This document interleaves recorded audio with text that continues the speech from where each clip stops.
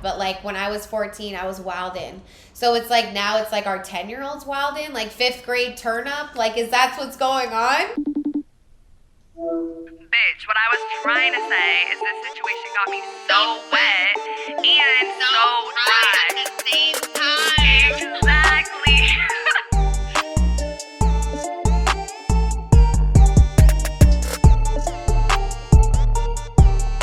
What's up, bitches? Welcome back to another episode of So Wet, So Dry. If you're new here, I'm one of your hosts, Autumn. Like the season, I like to romanticize the past instead of living in the present moment. But it's fine, bitch. And I'm your other host, Fiji, like the island, like the water. I'm really addicted to iced chai lattes, especially the pumpkin spice one. And I work in social media and marketing. So if you guys are new here, what we do on So Wet, So Dry is we deep dive topics in sex, relationship, and identity through the lens of pop culture and internet trends, and of course, our community's experiences. We post polls on our Instagram every week for upcoming episodes. If you guys ever want to vote in our polls or submit stories or questions, we really love all the interaction from our community. Yes, we love it so much. Y'all are the confused pussies, okay? So today we're going to talk about, is the teen phase getting smaller? Are kids growing up too fast? What were our teenage years like? But before we get into all of that, we're going to start the episode as we always do, talking about what we're so wet and so dry about in this very moment. So I will go first. I am so wet. By now, it's probably been out for a minute, but Meg Thee Stallion just dropped a new song and music She's video. obsessed, y'all. I am obsessed. It's called Cobra. If you haven't seen it, like, I will probably have it on repeat by this time because this episode. I haven't comes out, even like, listened. Don't hate. Okay, you need to listen and you need to watch the music video because Okay. guys, like, I've always liked Meg Thee Stallion, but she hasn't been like one of my favorite artists. But when she went through everything with Tory Lanez, like domestic violence and all of that, like, I just started to kind of like identify with her more because I've been through domestic violence things. And I knew like she had struggled with mental health, like all these things, like there was so much press just coming after her. But the music video is just, and the song is just all about like her emerging from this depression and like getting through it. And like she has this line where she's like, my pussy's depressed, like da-da-da. It's like along with the confused pussies, all of that. But I just see her killing it. Like, she's been working out, like, so much on her Instagram. And, like, I identify with that, too, because when I went through my breakup, like, getting back into the gym just, like, really helped me, like, feel better about myself. So, like, I just love her. And I feel like she's just, like, such a great role model icon for, like, women who have gone through something like that. And I also just love all the women artists that are doing, like, scary, kind of creepy shit to, like, get through their trauma, you know? Right, totally. And her, TikToks and Reels, like, she talks so fast in them. She's like, what up, girls? It's a motherfucking hot bitch, Meg Thee Stallion. Yeah. And literally the comments are like, this is so good for my ADHD. Like, I love her so much. I definitely like her mainstream big bops, but, like, above all, like, I just really want to fuck her. Like, I'm so attracted to her. She's so hot. And it's like this, I love how she makes this song. Like, it's still very much her because, you know, she's always, like, party music, you want to dance to all of that, but this song is like, my pussy's depressed and she's still like lit. I don't know, I just love it. It's a whole God, okay, I need to watch the video. I love a good music video, like, with the song. It's just it's like a mini film. She's so hot. Oh my God, okay, like, I'm not ready. And this is so funny, dude, because we don't like tell each other what we're gonna say for So Wet and So Dry. It really is just like what comes to mind in the current moment, but mine's also about music. Like, we didn't plan it.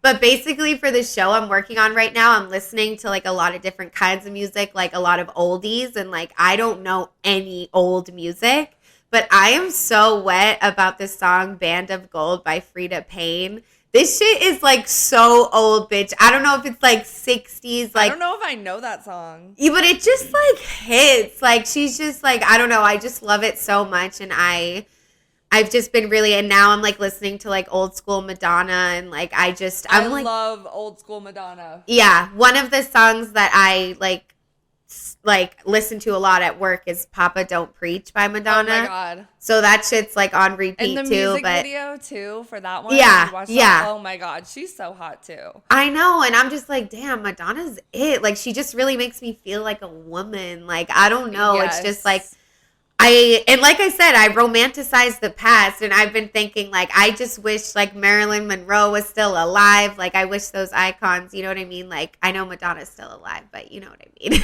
Yeah. Wasn't, what's her name? That really famous TikTok girl. She was Madonna for Halloween. I saw that. Oh, really? I was Madonna when I was, like, fucking 12. Really? It was a whole thing, yeah. Okay, hot. I'm so dry, guys, because I've been addicted to TikTok tarot card readings. Oh. And it's like sending me into delusion area. And like, once you get stuck in an algorithm, you can't get out of it. So I'll like watch one and I'll be like, okay, that's it. Because like, you can't watch more than one because it's just going to feed you like the same message and like all of that stuff. So then I'll just like get another one, but it has a sign and I'll just keep going. And I need to get off. And find a new algorithm, but I'm stuck. Yeah, and so many people, like, in the comment section of those readings, like, will be like, oh, my God, like, please, algorithm, stop. Like, I feel like a lot of people struggle with that because whatever you like and, like, watch a whole 5-minute video, TikTok's going to be like, all right, bitch, here you go. Like, Now you're stuck in it. And I like all this spiritual stuff. Like, there was just an eclipse, like, a week or so ago. Yeah. So, like, that's why I was in it. Like, I was, like, trying to be on my, like, reconnect spiritual shit. And I think it's still good. Like, some of those TikTok readers, like, are really good. And, like, they can be helpful. But, like, everything is good in small doses, and I need to chill the fuck out. So, yeah, I know. My rule of thumb for those is like the first one I see, if I resonate, okay, it's it. Anything else, we scroll very quickly. Yes. But I get it. It's like you see a word on the screen, you're like, wait, fuck, what is that? So I get it. Yeah. Okay, I'm so dry because I started working a job and my ex is there. And I do have to see her every morning on a Zoom call. It's very short and, it's fine. But I'm just dry because, I would be lying if I said I wasn't still sexually attracted to her. And I'm not going to lie, like, when I see her, I'm not going to do anything. Like, I honestly think that she, like, really doesn't fuck with me anyways. But it's not I know I shouldn't be in anything. I don't want to be in a relationship, blah, blah, blah. But I can't help. Like, I knew this was going to happen. I haven't had sex. I called this because you haven't had sex in a minute and you love sexual tension. If there's one thing about Autumn, which I relate, is like if there's an opportunity to create sexual tension, you're going to create it. So, yeah. Yeah, so like I did masturbate about her for like the past 3 nights and came really quickly. Like what was the fantasy though? What was the fantasy? Because sometimes I masturbate thinking about exes and it's more just like that they can't have me. Okay, so the fantasy was, the first one is like I'm like at her, like these are things we've talked about and fantasized together at her place in Nashville. She has a bunch of people over. We're watching a movie. She's touching me under a blanket. Okay. Second fantasy is I'm at her parents' cabin house in the fucking woods. And we're in the hot tub and like we've already like fantasized about these things together. So it's like the old fantasies we used to have. But this is what I'm saying, you guys. I romanticize the past like really hard. And I think it's like, yeah, I'm just like a girl, like da da da. But it's really not good because like at the end of the day, like me and her, like we didn't work. Like we could have worked, but like we didn't. So, like, do I want to fuck her? Yeah. Do I think we should be together? No. Yeah, but I'm not going to do anything. I'm not. Okay, good. I already, I'll message her and be like, oh, your people are doing really well. She's like, okay. Like, she doesn't want, no. I support you regardless of what you decide to do, but still, you can do better. Anyways, bitch. That's why it's so dry because I'm like, yeah, it's fine. Everything's fine. Okay, moving on. Everything's fine. Your pussy's confused. It's normal. Exactly. All right. So before we get into the polls, because as you guys know, we always want to get your opinion on our topics, I just wanted to share a little note about where the word teenager actually came from. So I watched this YouTube video by Madison Brown. She's awesome. I'll link it below. We're going to talk about her video a little bit throughout, but she did a whole video on the teen phase. Where did it go and things like that. So she did some research and said that the word teenager was actually originated in the 1940s and it literally was created just because these big companies wanted to market towards a new group of people. So it literally is just a product of consumption. And I was like, damn, that's interesting, but not surprising because capitalist society, baby. Like, it's always been like this. And obviously, you know, the word teenager has really become a thing. That was in the 1940s. But I just think it's super interesting that the word came from that, you know? Yeah, I think it's super interesting, too, because it's like, part of me is like, I feel like there's always been like a teenager segment, because obviously like someone who's like 8 is different than someone who's 16, and it makes sense that it would come from marketing because we live in, like you said, like a capitalist society, and like unfortunately we don't really care as much about like psychology and research unless it's through the lens of making money. So I feel like a lot of this stuff, like while it could have been something that existed in more of a positive way for like mental health and education and all of that, like instead of it coming from that, it's coming from capitalism. And like working in marketing, I've noticed that a lot just when we do like demographics research or whatever. Like it's like this segment already exists, but you're trying to tap into it because you're trying to sell something. You know what I'm saying? Right, totally. So it's almost like, yeah, just, in a way, like that's something that I think capitalism can add, because it's like helping people identify that there are these differences in like identities, but at the same time, if it's only for consumption, then it's not great. I know, and it's like, okay, they only wanted to make teenagers a thing just because they wanted to make more money on this like specific group, and like they found that like it was really great marketing towards them. Like they did a good job, like right, like they weren't doing it to be like, oh, like these students like learn differently than when they're younger, so like let's find out better ways to communicate with them and help them grow into better adults. It's like, oh, let's find ways to exploit them and like make their like parents let's get spend money some more on them. people to make money off of, not just totally. So I just thought that was interesting. But basically, as we always do, we put out some polls. I'll read the first one. We just simply asked y'all, do you feel like you've grown up too fast as a teen, or you did grow up too fast as a teen? And 69% said yes, and 31% said no. And I definitely feel like I did. I feel like as a teenager, you're in this weird space between like, you are kind of a young adult, but you can't really do anything. Like you still live with your parents, or live with your caregivers, whatever your situation is. Like, so yeah, and I wish that I didn't, because now I am grown and I'm like, it's actually not that fun. Just kidding, but like, you know what I mean?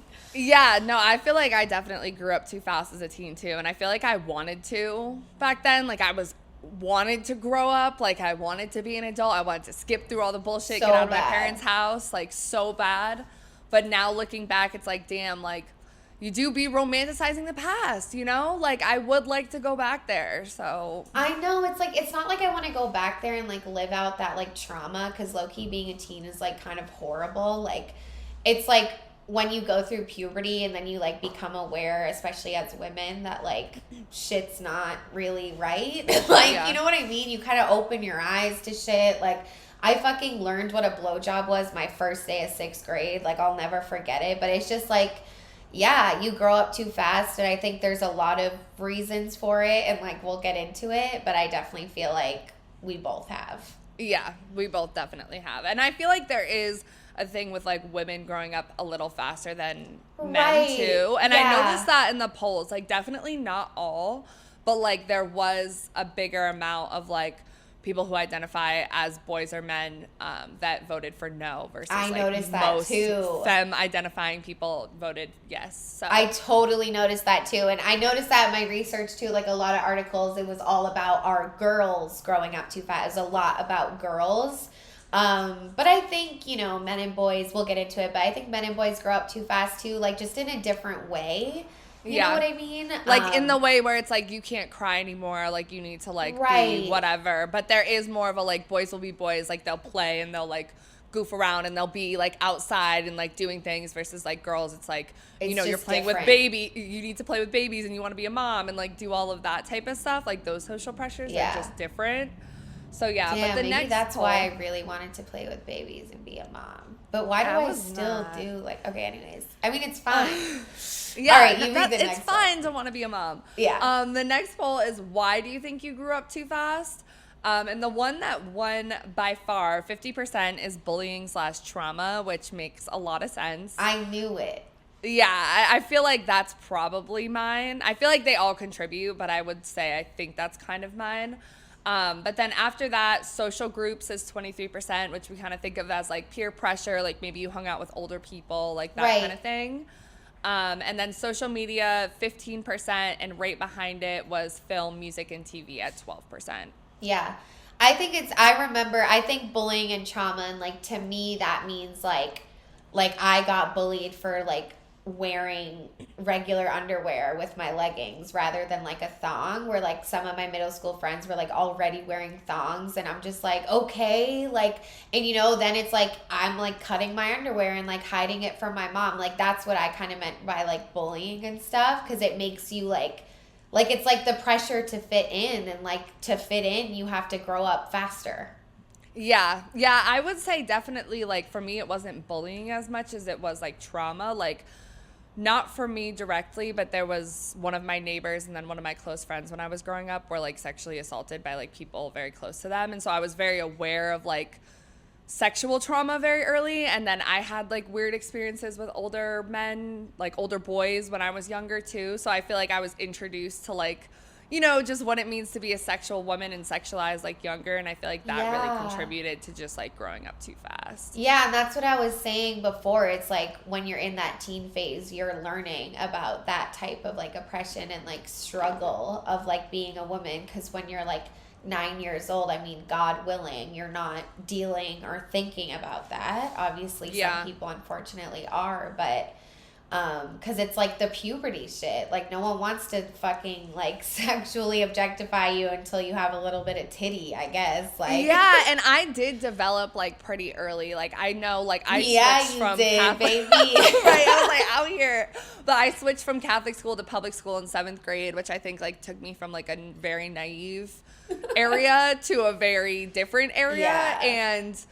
I wanted to fit in. I wasn't used to wearing, like you said, like, you know, back then it was like the Hollister sweatpants that were really big, and that the tight ones that showed off your ass, and like pink bras and thongs and like all of that. I was definitely like, my mom didn't want me to wear thongs, but I was buying them at the mall, like sneaking them when I went with my friends and stuff like that. So like, I became aware of my sexuality very early because I was one of the only girls that was like tall and like developed boobs and like all of that stuff. So I think that at first it felt weird, but then I was like, I'm just gonna lean into it, because it did benefit me in some ways too, as much as it hurt you internally. And you learn that too, like from a young age, of like the like low-key advantages to like playing into it, you know? Right. Which is crazy, because it's like, not to be like super annoying, but it's like your brain's still developing, you feel me? Like, you're not, our brain stopped developing at 25, so now like we're done, you know what I mean? But like back then,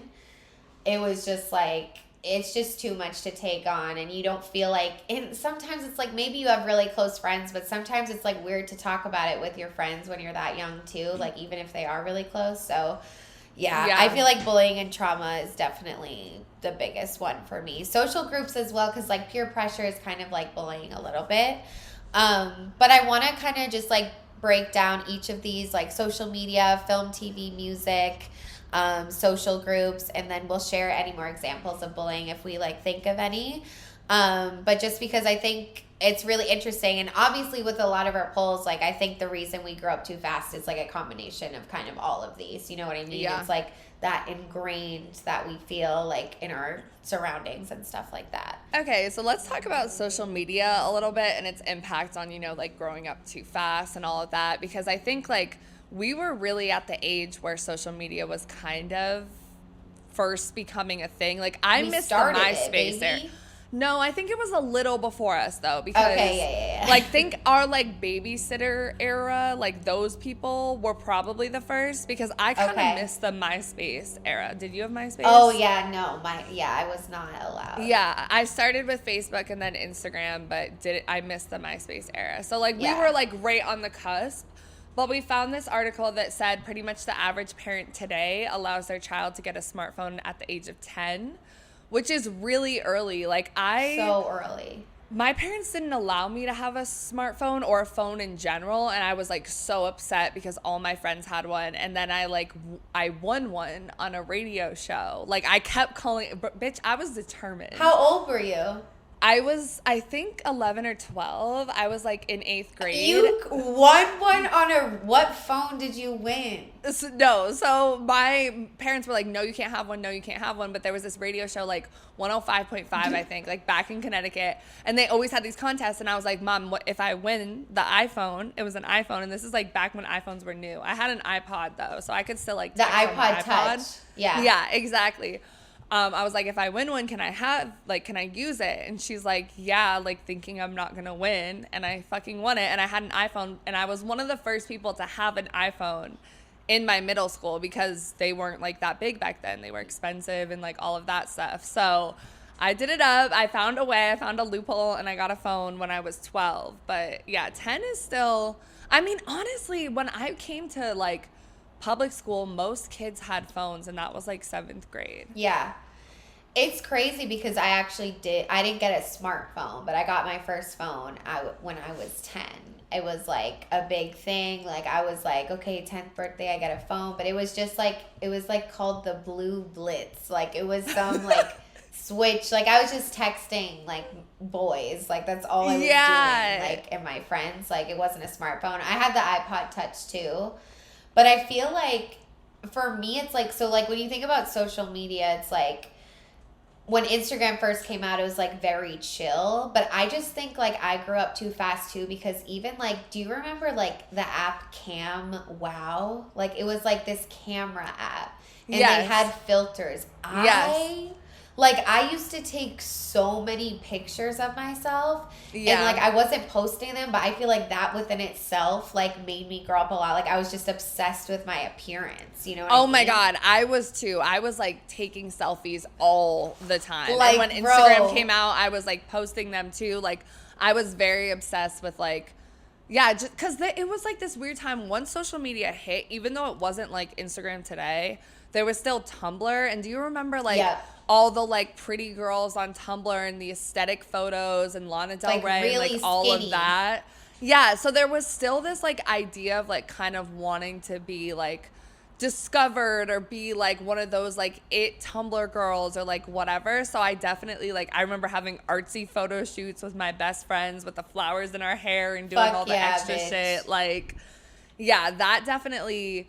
And Victoria's Secret was a big thing. So, like, push-up bras and just trying to look older, like, all of that. And talking to boys, like... Yeah, I know. And I remember my mom was, like, very, like... She was fine with the phone at 10, but, like, I wanted a Twitter. Like, all my friends at dance had Twitter because, well, when we got into social groups, like... I always was hanging out with older girls because I was a dancer. And, like... Just for whatever reason, like in my dance school, there was only like 4 people my exact age. So it was like our dance teacher either put us down with like a lower level or put us up. So we would kind of like float. Like sometimes I would have dances with younger kids, but most of the time it was older kids. So like they all had Twitter, they all had everything.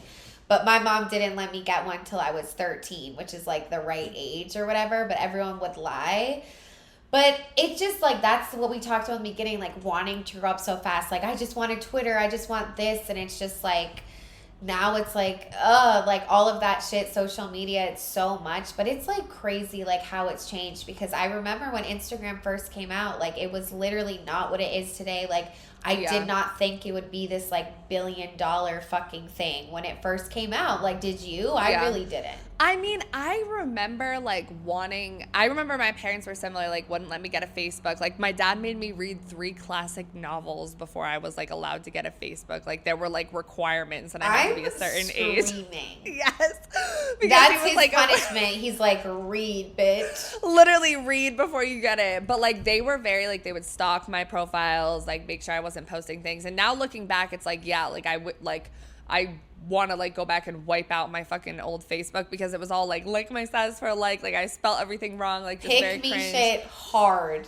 But I do remember, because I was on Tumblr so LMS. much, like thinking and seeing like early YouTube people and everything and being like, oh, like I could do something online and make it a career. Like I do remember thinking that young, and that's why it pissed me off with my parents so much, because like online I was finding like groups and stuff on Twitter and on Tumblr that I think were just teaching me a lot more about the world and like different types of people, and I wanted to connect with those groups that like I couldn't connect with like in my small town, you know? So like I don't know if I would have ever thought it would turn into this, what it is today, but like I was mad at my parents because I thought, you know, oh, like I can make something out of this like online. I don't know. That's crazy. I never thought that. Like I was always just like, yeah, I think like, I mean, I'm not saying you were like the most confident kid in the world, but I think I was just like very like insecure, like painfully. I was just like, no. But like I wanted it, you know what I mean? Like especially the Tumblr shit, like especially when I was like figuring out my sexuality and being queer, like I would see a lot of like just gorgeous like lesbians on Tumblr, and I would like want to be that and take pictures like that. I would copy their poses, like put on the beanie and the Vans like they did. Like it was. Do you remember who Savannah Montana was? Oh, that sounds so you said Savannah Montano, I think that's how Montano. You say it. She lived. Oh, she's a lesbian with black hair? No, she's not a lesbian. Oh. She was straight, but she had these. It was Savannah and Jared on YouTube. I've definitely said this before, I feel like, on the podcast, but they had like these cute. They were not much older than us, like a couple years, but they had these cute videos of them as a couple, and they were super PDA. Like super like all over each other and like all this stuff, and I remember watching those. It was definitely like soft porn like back then or whatever, but being like, oh, like I want a boyfriend, like I want to do like things like that. Like I was very into like wanting to take couple pictures and be like a famous couple. Also, spoken word poetry was really big back then. There was like Savannah Brown. Yeah, I think Savannah Brown was her name. She was like British or like Australian or something, but she had, and Andrea Gibson, they had like spoken word poem stuff. So I was like, oh, like I can be like a poet on Tumblr. Like, I don't know. Like I was definitely into like, and that was a lot about like depression and self-harm. And that opened my mind to probably stuff I would not have known about, bro, if I wasn't online. Tumblr, if you have an eating disorder, if you're depressed, don't go on Tumblr. Don't look for it, because you will find it. That place is dark. And I love it. Like, it has so many, like, beautiful spaces, but, like, that shit was crazy. And that's, like, what we're saying. Like, when you're a teen, your eyes are opening to, like, the objectification you receive as a woman. Also, like, mental health is a huge thing. Like, fucking take care of it. Like, I got sad for like, my depression started when I was 12. And I was, like, begging my mom for therapy. And she was like, you're fine. Like, I know it's, like, hard to believe because my mom's so, like, da-da-da. But, like, she was, like, not down. But, yeah, that shit's crazy. I was, too. Like, I was definitely, like, trigger warning, like, cutting myself in, like, 7th grade and, like, all of that. And, like, I do think I had, like, mental health problems just, like, chemically for sure. But I think, like, being on Tumblr and being exposed to all of that definitely, like, increased it. And, like, today for kids online, I do think that it's scary because there's so many different like forums, platforms they can be on, but like the conversation about mental health is a lot less. Like back then it was romanticizing the fuck out of it. Like aesthetic pictures of like self-harm scars. Yeah. You know what I mean? And like aesthetic pictures of like women that are like extremely malnourished. And I agree. I think that those spaces do still exist, the dark ones, but it's like far more in between. Yeah. Does that make sense? Far more in between? I think so too, because, and maybe it's just because we're older and like the social media we look at, but like I think of like TikTok as a lot lighter and happier. Like the things kids are doing are funny, playful dances,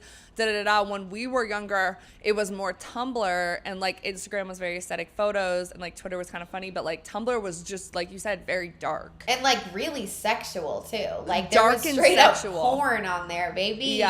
Yeah, there was definitely. Which if you were queer and young, like it was beautiful because you couldn't really find that, you know, like that much in like porn on like Pornhub is like two straight bitches. So it's like that was like real like queer, you know what I mean?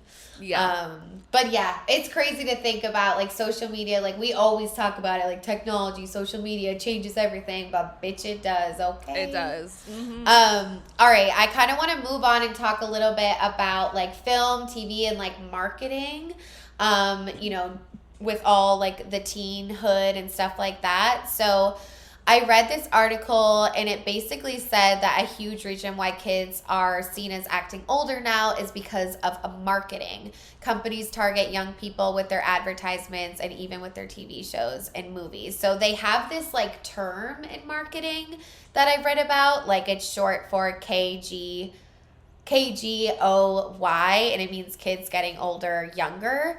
And it basically just means that like children are more savvy than like previous generations. Like children and teens are the ones that are like online and like the ads will really attract, and it hits harder than like adults. So that's why it's like this group is like so important to marketing companies, just because kids have better like brand awareness.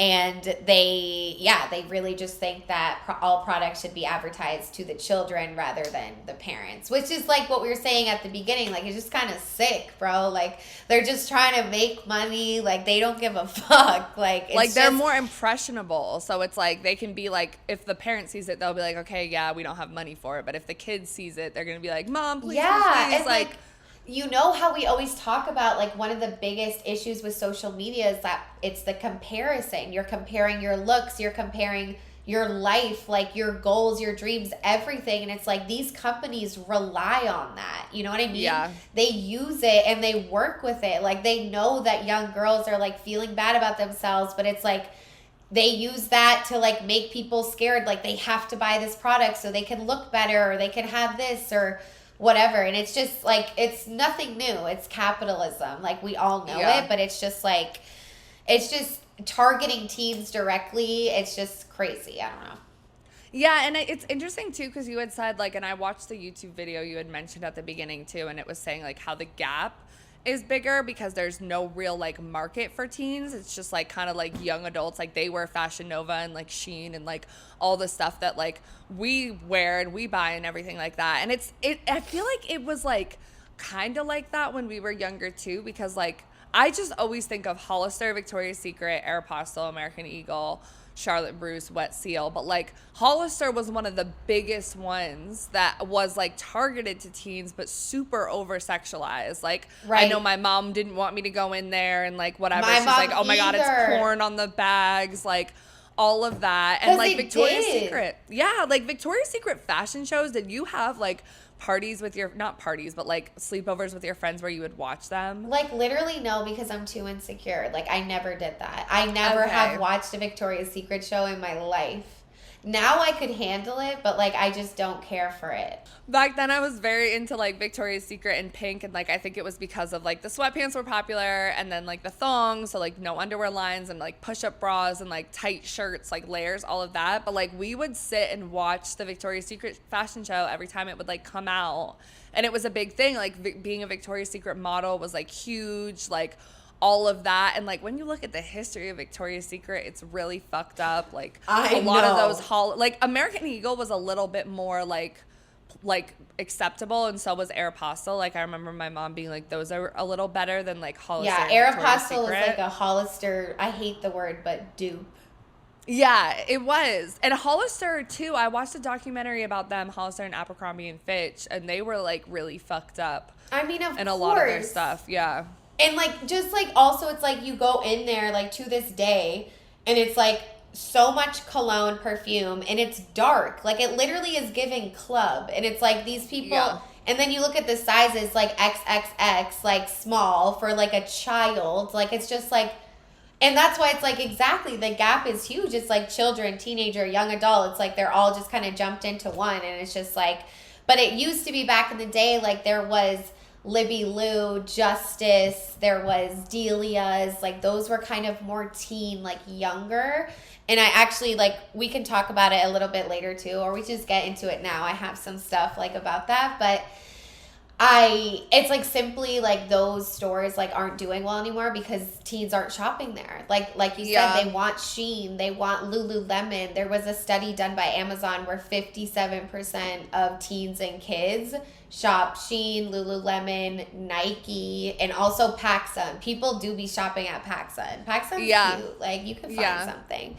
I don't remember the last time like I like shopped at a mall though. That's the other thing. Like that's why those stores like it's all online now, and like there's this huge decline in like shopping malls. So like it's crazy though, because going to the mall used to be a thing like when we were younger, and like it was now the place I'm just like, to go. Who goes to the mall? Like unless you need to go to like Macy's or something, it's just like, you know? Yeah, because like I feel like the mall, like movies, bowling, and roller skating were all like places that we would like congregate as like middle school, like teens, like whatever. But I don't know, do they still do that stuff now, or is it mostly online? Like they go to pandemic, parties and shit now, like in the woods, bro. I mean, I did that in like high school and stuff. Same, too, but like I don't know. Maybe they're going to raves. I feel like these bitches are going to college parties early. Like it's crazy.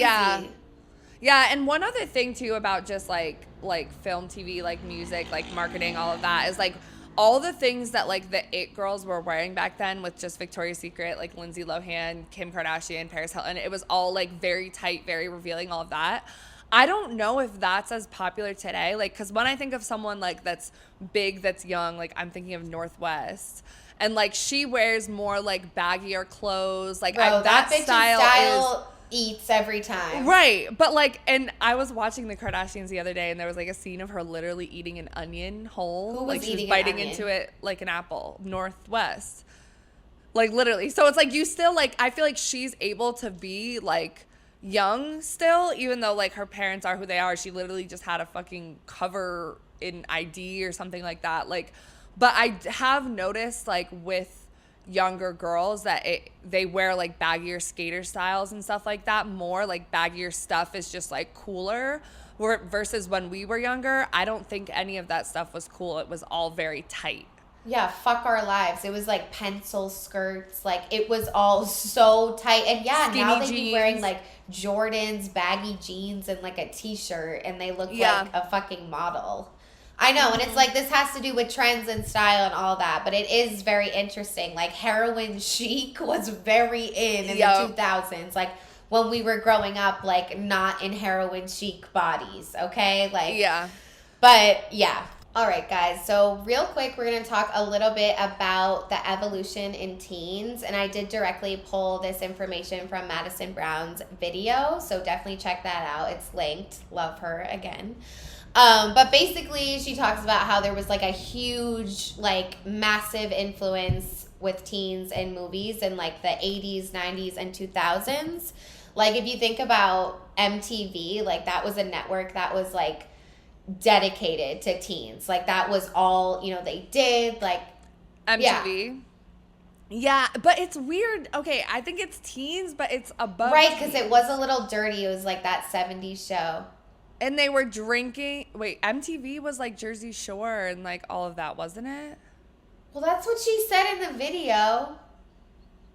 But I know, I watched the video too, but I agreed with a lot of stuff she said, but there was also stuff I didn't necessarily completely agree with. Yeah, I guess. Because I think like Jersey Shore, like my parents didn't want me to watch that.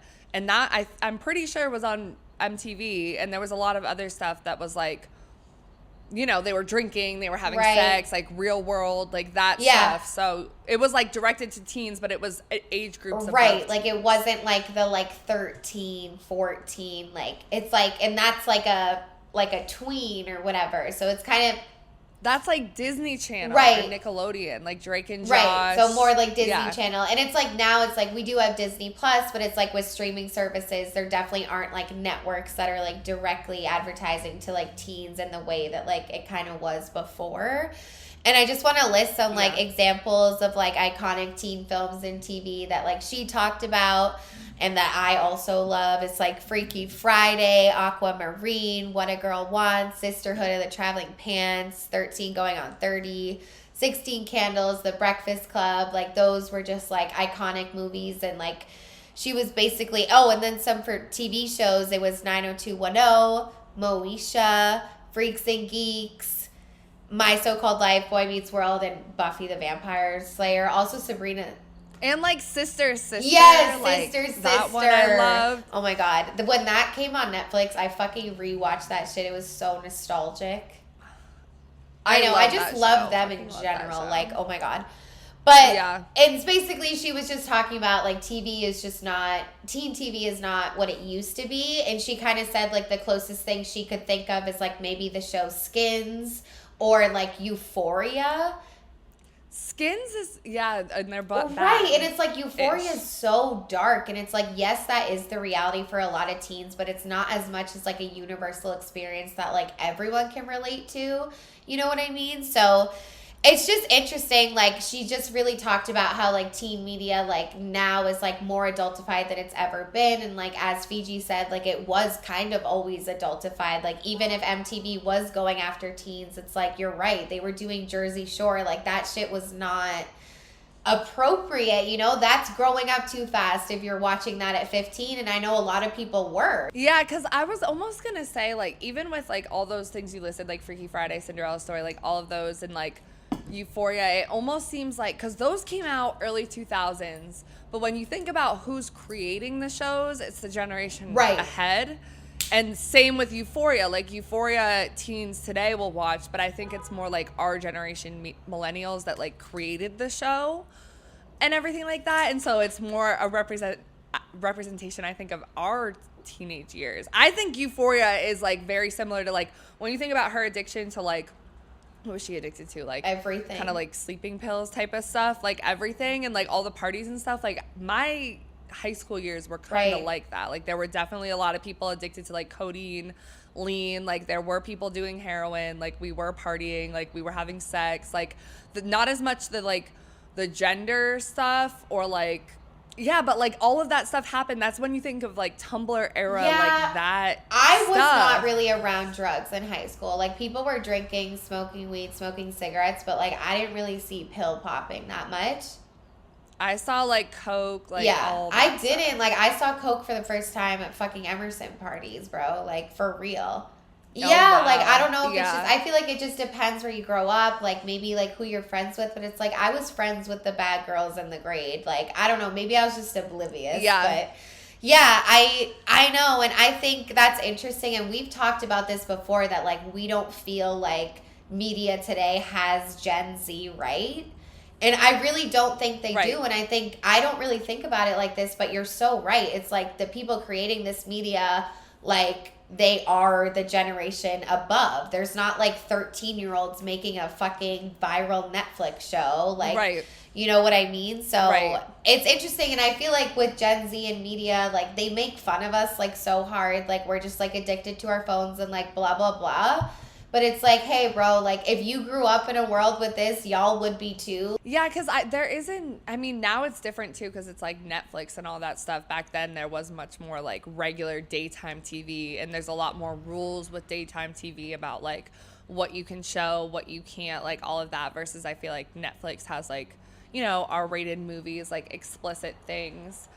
But yeah, because even like Freaky Friday, that had Lindsay Lohan in that. She was a bad girl. Like, not as bad. She was a bad girl. She was bad in it, but like as far as like what they showed and stuff, it was more just she had an attitude and she wore like was rocker shirts that showed her stomach a little bit and like stuff like that, and then she became like bad later and whatever. But Aquamarine, oh my god, I love that one. Dude, I would watch that so hard right now. Like, I fucking love that show. But yeah, and I just wanted to say too, like at the end of the episode, like I did do some research on like psychologists arguing against this, being like teens aren't growing up too fast. Like it's always been like this, and also like teens are just growing up in the world that they are given. And like, you know what I mean? I think especially with like social media, music, marketing, all that, it's like the world is ever changing, and it's like we as humans are evolving with it. So it's like these children are so savvy and are, you know, have big brand awareness because they're growing up in a world like that, whereas like millennials didn't, you know what I mean? So we always had advertising, but now it's like literally just like it's in every app, everything has ads. That's why I fucking love Netflix, because there's no fucking ads, bro. Yeah, so the next one is social groups. And a little bit of our research was pretty much just talking about how high school freshmen are developing earlier drinking habits, searching for more like intimate relationships, becoming more sexually active, like maybe experimenting with drugs, like earlier than ever before. And like I said, like I definitely, like I think I started drinking probably like sophomore year of high school. And I think the reason that I started had to do with social groups, but more than that, I do think it was like film and music and social media, because I remember really wanting to be on social media. And then when I was on social media, I saw like older kids like partying and taking pictures at parties and all of this stuff. And like in all of those popular like college movies, they're like drinking crazy, like all of that. And I even remember when I studied abroad and went to London, like, and had friends there, they always like thought of America as just like college parties, like parties and drinking. And like they can drink younger at 18 in the UK and other countries, but they look at America as just like so much crazier because of our media. So I think that definitely has like something to do with why we just like wanted to be sexually active and party more and like all of that, because like that's kind of the American culture, like American college culture, those movies, those shows. So true. And when you're young, you want to be like the older kids, so you just like want to do it. It's so true. I remember like I drank for the first time like this summer going into freshman year of high school. Ooh, me and my friends fucking rolled deep and pulled up at the high school courts every fucking night, bro, because it was summer. Tuesday night, cool. I'm getting drunk off pink lemonade fucking vodka, like in a water bottle, literally this much. Svedka. It was crazy. Like, and like UV blue, like we really drank, and I was sucking dick and like on my knees, losing feeling when I was standing up, like in my knees, like couldn't walk. Like it was, and like doing stuff with older boys, like it was very like, and I think I've always been like a sexually explorative person. Like I wanted to try things, do things, like I wasn't scared. But I think like this is saying that's like they're doing it more than ever before, but I was like, we were doing it too. And like we're not teens anymore, like we're 25, but like when I was 14 I was wildin'. So it's like now it's like our 10-year-olds wildin', like 5th grade turn up, like is that what's going on? See, I had heard stuff though that Gen Z is more like puritanical. They're like abstinent, I am like just not having Vogue. sex. But because they hear about it more, I think. Like I've heard that, so it could be both. But like I do think when we grew up, also weed was a big thing. Like Wiz Khalifa and like Chief Keef and like J. Cole, even like there were so many like music artists like Miley Cyrus, like that were just like weed was a really big thing. And I smoking. loved it. So like that culture and like codeine and like lean and like all of that like was a very big thing with like, and sex, like all like Nicki Minaj and like Lil Wayne and like Drake and like all those like music videos, and like there was so much just about sex that like sex, drugs, and like partying I feel like was really just out there when we were younger, versus now I think it still is, but like it's not as like raunchy, messy. I don't know. And I feel like maybe think? We were more raunchy, messy because like the generation before us wasn't like that, and we were kind of just like popping off, like. But I know, I agree, and I feel like maybe it's because like these kids are growing up too fast, like they're actually maturing fast, and they know like the consequences, but of like doing these things and like mental health and blah blah blah. But I will say like one thing that's definitely like, I just thought of this, but like vaping, like that wasn't a thing when we were in middle school and high school, and like I've dead ass seen not like 10-year-olds vaping. So that drug is like new, and that was I read a stat and it said e-cigarettes. I was like, what the fuck? No one's smoking e-cigarettes. But I think that's like what they meant. Like it was something crazy of like all these younger kids. So that is definitely a thing. That is definitely like the Juuls. Now it's like I forget what they're So called. bad. But I remember there were a couple kids that had vapes with the big clouds, like the ones you hold. And like we would make fun of them. Like they were like, it was like ew, like whatever. But now it's like much more of a and that ties into the whole marketing thing, because Juul literally marketed to kids with those fruity ass and nasty ass flavors, bro. Like that's for kids, and it's like there's actually a documentary on Netflix about Juul. I've been wanting to watch it, but it's basically about how they got fucked because like they're killing people, bro. Like it's just crazy. they marketed like insane, but definitely the sexual stuff too. Like I did have, when I was in 8th grade, my boyfriend was in high school, and I was one of the first, like, again, we always talk about like the nudes epidemic of like when we were younger and all of that. Like there was a lot more, like, even though you were supposed to be more sexual, there was this kind of stigma around being sexual. Right. And I remember I was very sexual. I was doing everything besides sex. Everything very, besides like, sex, same, bitch. Like, that's such, exactly. Literally. Like, completely. And I remember not many of my, like, close friends, at least in my grade, were doing anything like that. And so I did, like, it was kind of like a secret, like, whatever thing. But I started doing sexual shit early, and then throughout high school kind of, like, became, you know, a slut, fucking in the locker room, like, fucking a whole bunch of people. Like, my body count was in the double digits by the time I was out of high school. Like, I was definitely, like, around. But it felt like also, like, you weren't supposed to be sexual, but, like, you are. And then, like, if I've done it, I might as well keep doing it. And it's, like, it's not like I wasn't, like, ready to be having that much sex. Like, when I think about it now, I'm, like, a lot of it wasn't even good sex because I didn't know what I was, like, doing. I needed to spend more time paying attention to my body and, like, growing up and all of that. So in that way, like, I think it is like your social groups, like peer pressure, but, like, it also forces it inside yourself because there is, like, a stigma around it too. Right. Yeah, so, I have a super quick story, but, like, basically, like, it's peer pressure essentially. Like, I remember, like, I was 12 years old. My best friend was this woman, and, like, she was a girl. She was 14. And so she was, like, in 8th grade. I was in 6th grade, which is, like, you know, 6th to 8th grade is a huge fucking jump. Like, me in 6th grade, oh my God. And then me in 8th grade, bad bitch, okay? So it's just, like, yeah. But anyways, I was outside my dance studio, like, had to go into dance class, and, like, 15-ish minutes. Like, all my friends were in there. I was outside with my 14-year-old friend, her boyfriend, and then his friend. That was for me, okay? And I didn't even want to have my first kiss. Like, I was not ready, but she was like, you need to just do it, like, get it over with. So then this guy, like, kissed me. Mind you, he's literally, like, 17, and I'm 12, okay?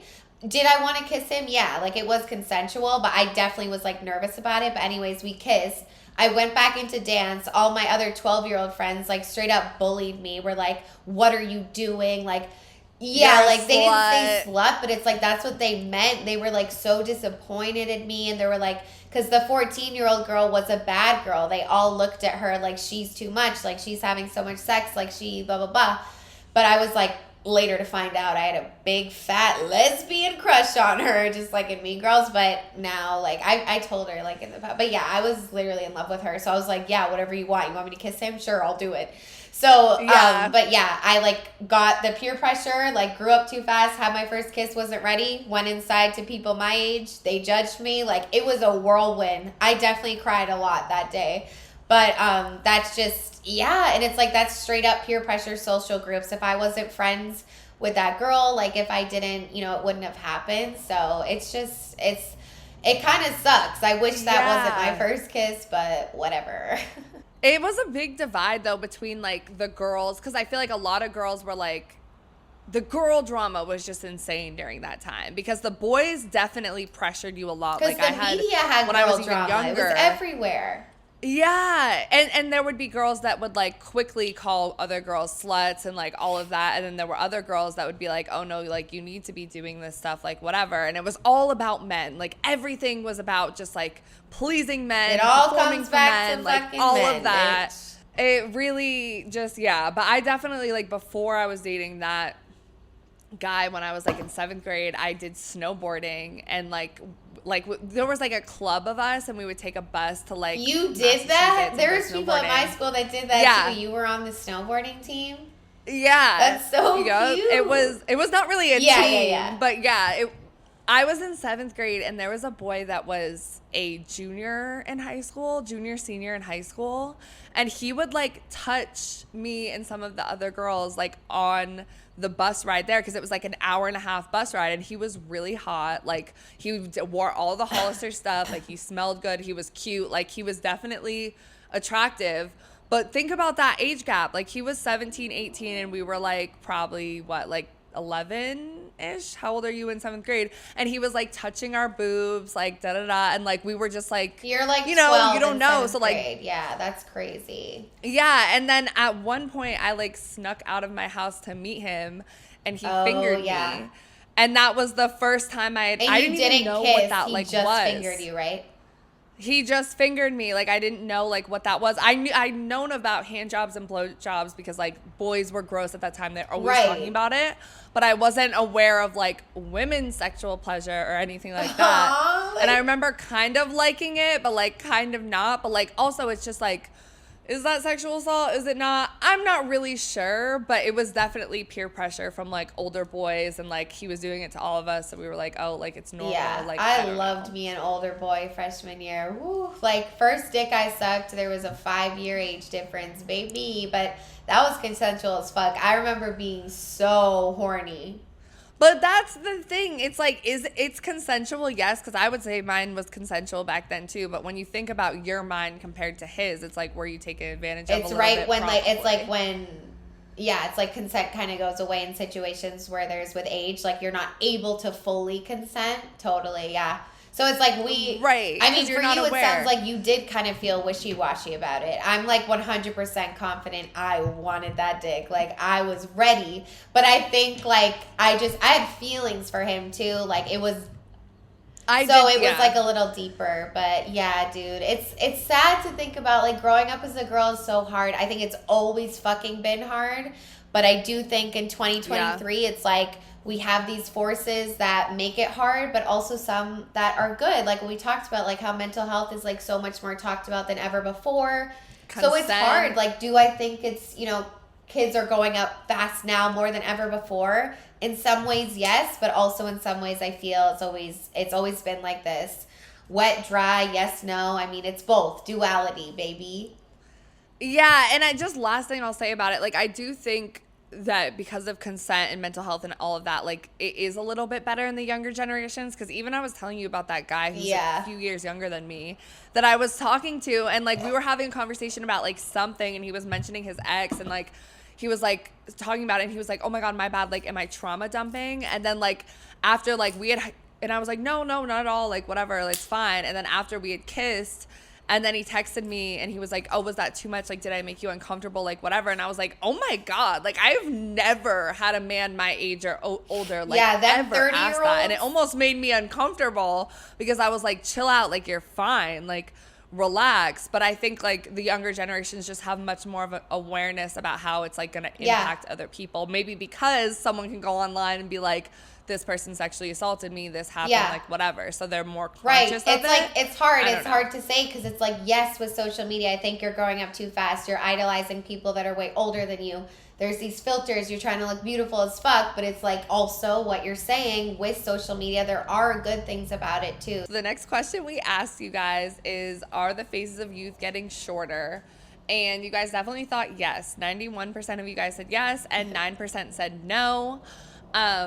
So I don't know. I don't know if I think I voted yes, but I don't know if I agree now that we're talking about it more. I think I voted yes too, and I think I love that about the polls because I think it's happened before where like our opinions kind of differ because like we haven't gotten out all of our thoughts yet. Like we don't like pre-plan every fucking thing we're gonna say. Like it just happens. Right.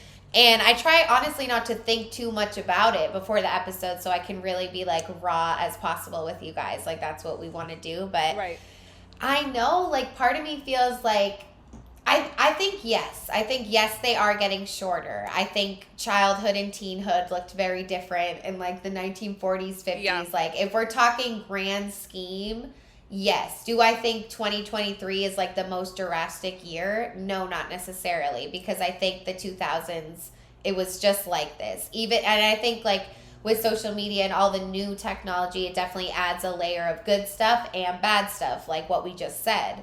So I think it's different. I don't know. I think yes. I stand by yes.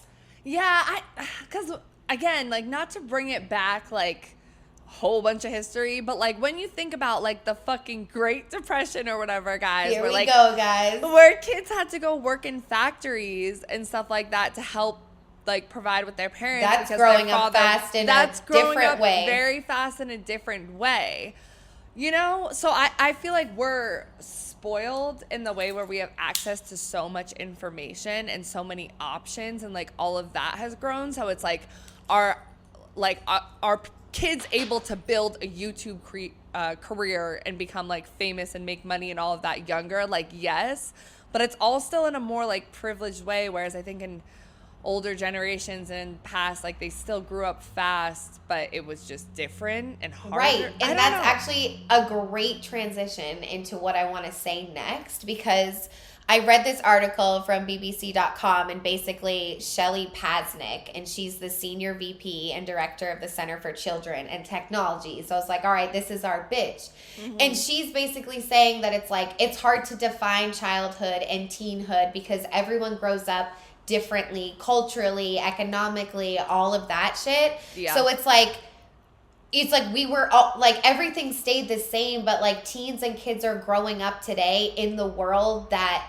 it is, like, exactly like in the Great Depression. Like, they were growing up fast, but they were really just like, that was the world. Like, it was the Great Depression. They had no choice. They had to go to work. You know what I mean? So yeah. And so she's like, the basic stages of children's development has not changed. Like, scientifically, psychology, she's like, it's not changed. And she says the external world is constantly shifting, but children's cognitive and emotional milestones stay the same. And she basically just goes on to say, like, it's difficult to measure it's difficult to measure and quantify the idea of growing up because of these social and cultural differences. And then she also said, you know, there's evidence that people like idealize their own childhood. So it's like, maybe today people are like, oh, my childhood was so playful, carefree, and like colorful. Yeah. And now it's like kids are having sex and blah, blah, blah.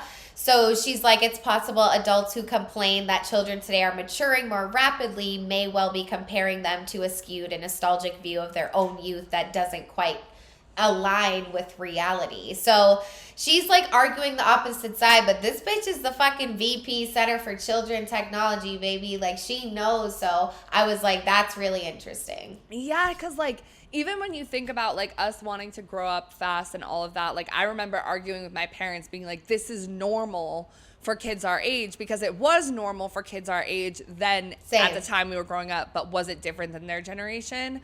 Yeah, probably, but it was like all conditional based off of like the media and like where you grow up and all of that. And also like, I like what you said about just like, you know, culturally and like what your family dynamic is, your trauma, all of that, because trauma has a big impact on just your brain development and everything like that as well. So like, you can't put like 10 kids in a room and be like, okay, when they hit 12, they're all going to be like this, because one girl might get her period at 8. You know, like girls have gotten their periods at 8. One girl won't get hers till 15. Like, even that is like different. It's more of a range. So, like, it's hard to look at a whole group of people and be like, it's the same for everyone.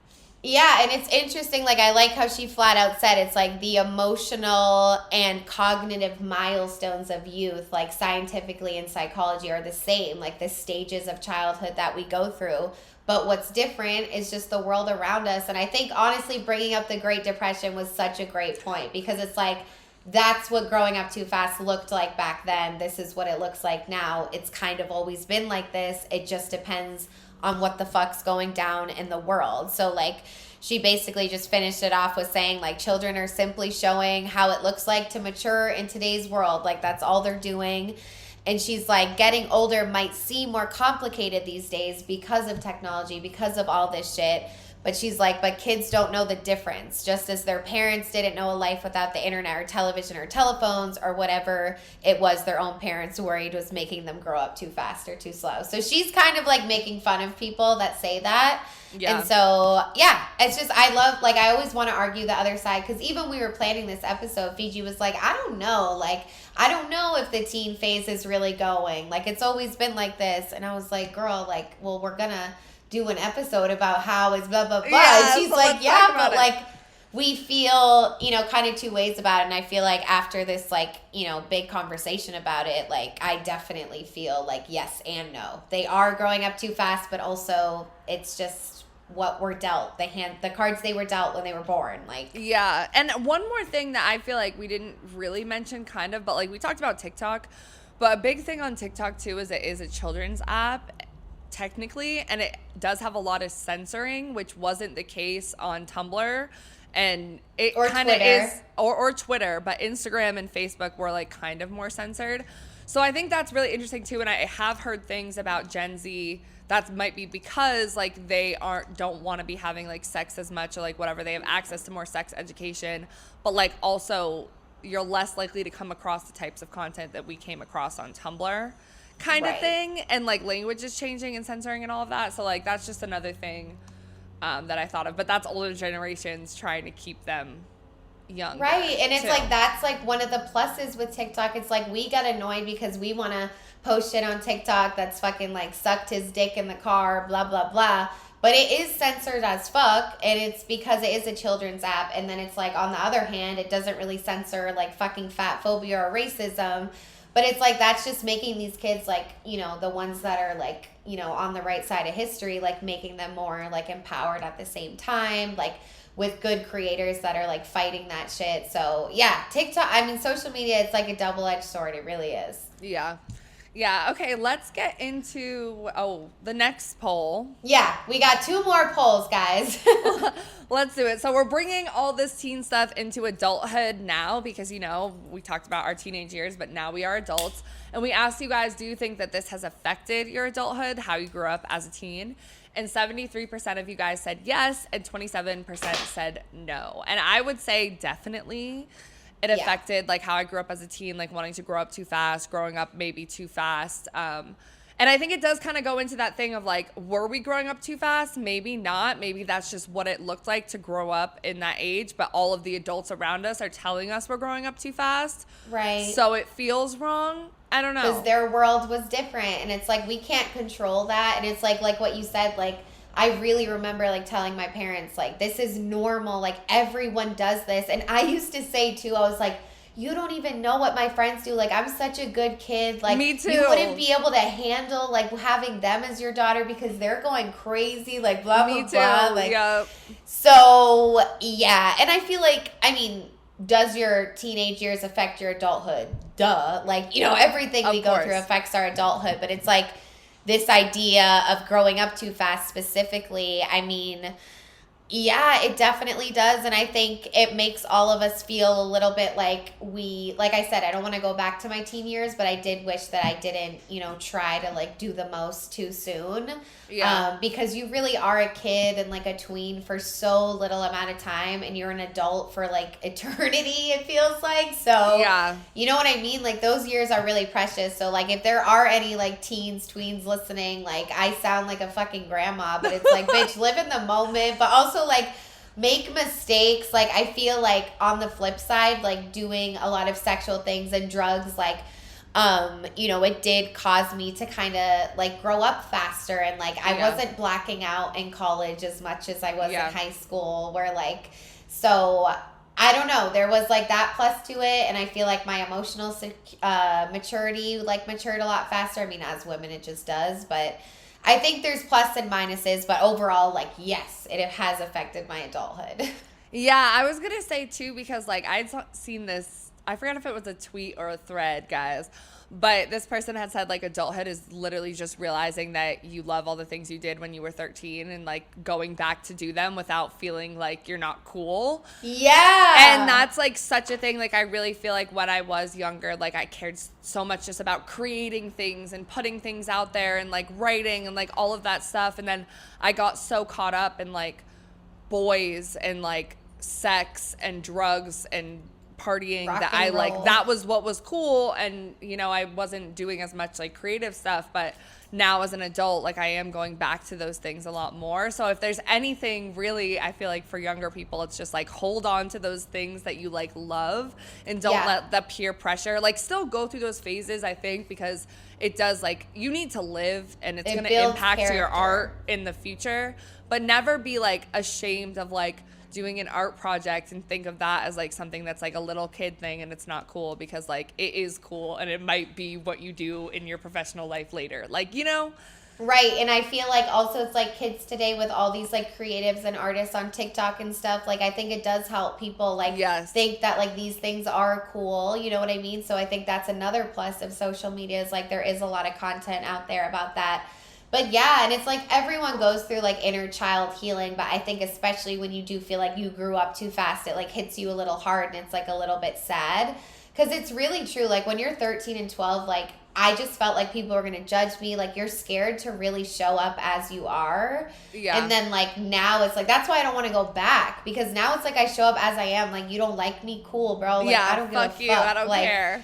But it's like back then it was just people pleasing OD. Someone submitted a story about that. But it's just like, so yeah, I totally feel that. And now it's just like, I don't care. It's like if I like played Webkins or anything like a little bit later, like in 8th grade or something, I would be so embarrassed to tell anyone. And now it's like I tell the whole world I play The Sims 4 and like people think it's lame, but I literally don't care. Like I'm just like, it makes me happy. Our world is really evil. Like, I'm going to play The Sims. Like, fuck you. Yeah. So, bye. But, yeah, I love that you said that. I feel that so hard. And our next poll, our last one, is kind of what we already started talking about. Like, why does it affect our adulthood? Like, what things happen because you grew up too fast? And the top one was mental health problems and inner child healing. And this is kind of what we're saying, like, that inner child healing of, like, you thought these things weren't cool. Go back to them. Also, mental health problems, like I said, like you said too, like we both definitely had mental health problems when we were like in middle school, high school, like college, all of that, like and still do, but like now we're in therapy, like now we're like actively, like we said the other day, like we just notice more about like our habits and like realizing this is bad for us. Yes. So I think that's just like, and that's also because part of growing therapy, you know what I mean? Yes. Like that's, and also like I'm medicated. I wasn't back then. Like it makes a big difference. Yeah, it definitely does. And like if you go through any sort of trauma that kind of made you grow up faster, which I think is like the biggest one, that it can have like cognitive, like developmental issues, like mental health is so. Yeah, like you can be like stunted emotionally, or like, you know, you get stuck in these like patterns and all of that. So mental health, like focusing on healing that is super huge. But the next one is that you outgrow your party phase sooner at 29%. And bitch, yeah, like last year I was still partying a lot. Like this year I've like calmed down quite a bit. And I really like genuinely when I go out, like I just like, I'm over it. And we keep saying like we're still young, like we want to like still have a good time. But it's like, it's not, back then it was like the thing to do because it was like cool and like you need to like go out and live this like dangerous life. But like I've come to realize like I like to sit at home and watch a reality show or work on the podcast or read a book. Like that's cool to me. And I don't feel like the social pressures of like, oh, like, you know, you're a loser or like whatever if you're not going out and doing this stuff, because I've lived it, I've done it, it's cool. I'm not gonna not party ever again. But like, yeah, right. I know. I feel it's so hard. Like, I say all the time, like, I don't leave the house. I don't go out like that. And, like, I feel like for me, I need to go out a little bit more. But, like, that's what I was saying, too. It's, like, by the time I got to college, like, I knew how to take care of my liquor. Like, would I sometimes go OD? Absolutely. But it's, like, I went through like a stage in high school where I literally would black out and like have leaves in my hair and look crazy and like, you know, so it's like you do outgrow of that party phase sooner, because a lot of like quote unquote good girls, good boys in high school that didn't do anything, those bitches looked like fools in college. Yeah. You know, or so today, or they get like problems later on in life because they discover these things and they haven't gone through these phases. Like I think it is like, I don't know, maybe not, but like me having my like drug phase, party phase in like early to mid college to late college, like by the time I got out, I was leaving that area of my life and I was like, okay, like I want something new. I've experienced this, versus if you're coming into it as an adult, you don't have that like immediate break from like college to life. Like it's just life forever. So you might be more likely to get stuck in it. I don't know. Yeah, totally. Yeah, and then the last two is that you're overly sexual at 18% and you become more independent at 9%. And bitch, we talk about we're overly sexual, like for sure. Right, and I think part of that's just like who we are. Mm-hmm. But I definitely think I had a lot of like, you know, early sexual experiences that maybe I shouldn't have been, you know, having like in 7th grade and stuff. Why was it 7th grade? Yeah, like, it was. 7th grade was really like, you know what I mean? But the more independent thing I agree with too. And I think just like not only more independent, but just like more life experiences, like more things to learn from sooner. And like that whole thing about like realizing like how it is to like walk through life as a woman, and also like as white women, like learning about those privileges too. So I think, totally. Yeah, I definitely feel independent, but I'm not mad about it. That's one thing that I like for sure. Right. That's a plus. Okay, so the first listener story, someone said there's no space to be a teen girl anymore. It's sad, not even commercial spaces like Libby Lou. And yeah, this is kind of like everything that we talked about, like with the styles and everything like that. Like it is, you know. Yeah, and I think it honestly has a lot to do with like the decline in shopping malls, because it's like Libby Lou was in the mall, like Justice was in the mall, so it's like it does have to do with that. And also it's like what we said, like I've read that like teens just don't want to shop there anymore, and that's why they went out, because they want the like the young adult stuff, like they're growing up too fast, all of that. This next person said, no thoughts, but did you know that average age for girls to hit puberty now is 8 through 10? So she's saying that like this is a new thing, that the average age has like gone, and I tried to like find some evidence to support that, but I couldn't really find anything. So I don't know. I have like heard though, like one person that I'm friends with was talking a lot about this type of stuff, and just like hormones and food and like all of like the processed stuff that we eat has like an impact on like just like our literal like body chemistry and like how we develop and everything like that, like all the stuff they put into chicken and like whatever. So I'm definitely not super hip to like all the science behind that, but I wouldn't doubt it. Right. Yeah. No, for sure. Okay, the next one is growing up too fast has led to some intense people pleasing that is difficult to shake off. And I definitely feel like this too, especially as a woman, like growing up as a little girl, like being a people pleaser is like 100% something that you just, it's ingrained in you. And then you feel like outgrowing that has honestly been like one of my biggest things in therapy, is just like being like, you know, I can feel like fuck everybody else, but then when I get around people like my family or like coworkers or whatever, like you feel like you have to people please. So that's just like a constant thing. I know, and I feel for this person, like the difficult to shake off thing is real, because it's like, yeah, we're not people pleasing with like the corner store guy or like the people at the club or whatever, but it's like, I like the family thing. It's like even with like my dad, like I swear when I talk to my dad, like, and then I hang up the phone, I'm like, who was that on the phone? Because it wasn't me. Like, why did I laugh at that joke? It wasn't funny, like type shit. You know what I mean? It's like, that's, you feel like you're not showing up as your authentic self, and that really hits. Like, it's a shitty ass feeling. So I feel that hard. Okay, the next one, I really like this one. I relate to it.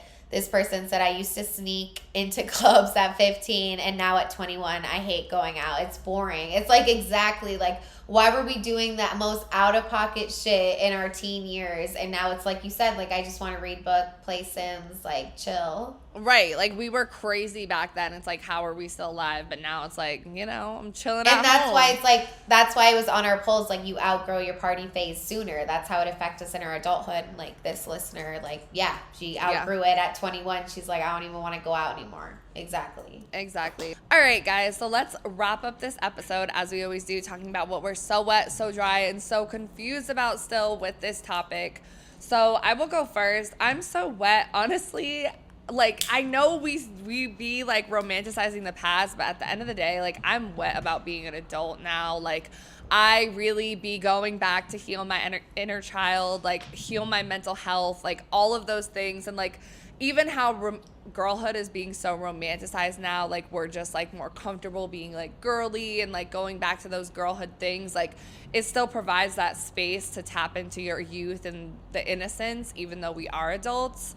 So I don't know, I'm happy I'm over my teen years, and I'm happy the next generation is like fixing a lot of things that I think were bad when we were younger. So I'm looking forward to that. Yeah, and I'm wet that we really like identified some of the, you know, more positives in today's society, like the more open conversations about mental health and like advocating for like, marginalized communities and like all that good shit that kids are getting from these apps and all of that. So I'm wet about that. I'm also wet that I feel like throughout this episode, like we did kind of like not change our opinion, but like we thought about it a little bit differently, because originally when we started, I was 100% the teen phases, like they're gone, they're diminished.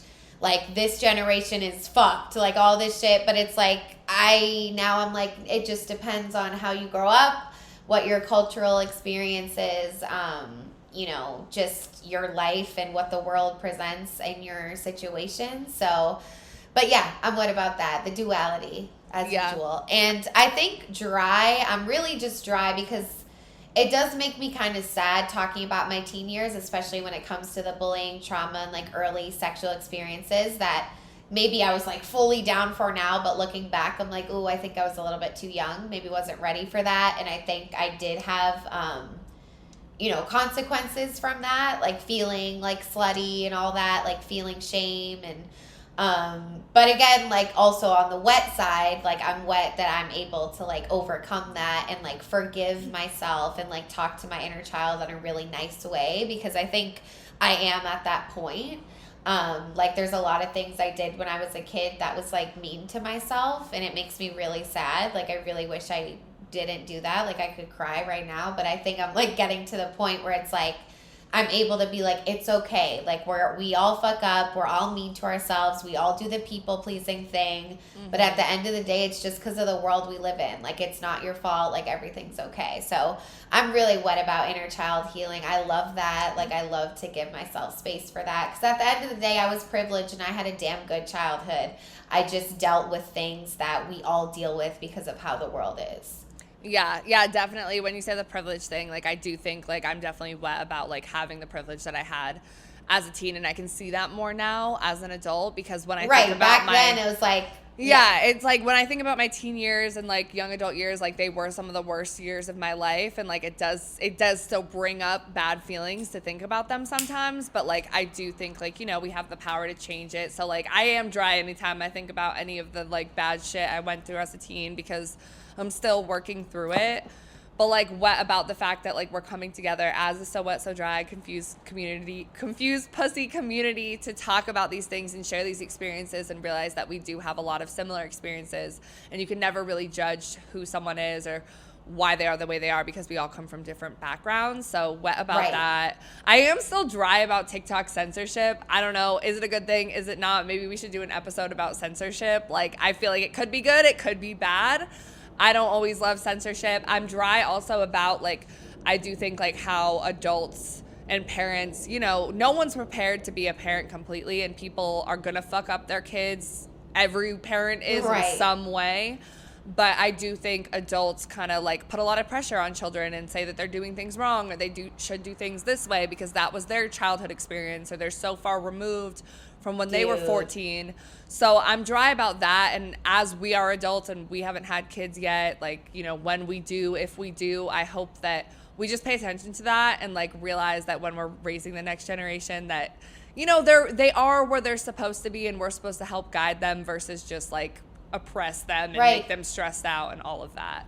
Right. So, yeah. They're just maturing as they're supposed to in the world that it is today. And yeah, I feel that's so hard. Couldn't relate more.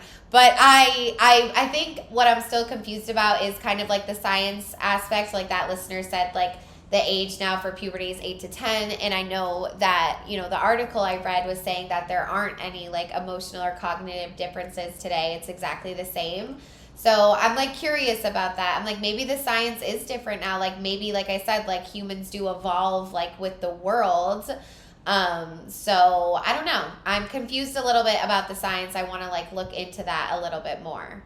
Yeah, I'm definitely confused about the science part too, because, how do these food processed hormones affect us? I do think developmentally, even with the statistic you said, like trauma does developmentally impact people's brains. So like, I don't know, it could be different across children. So I'm definitely still confused about that.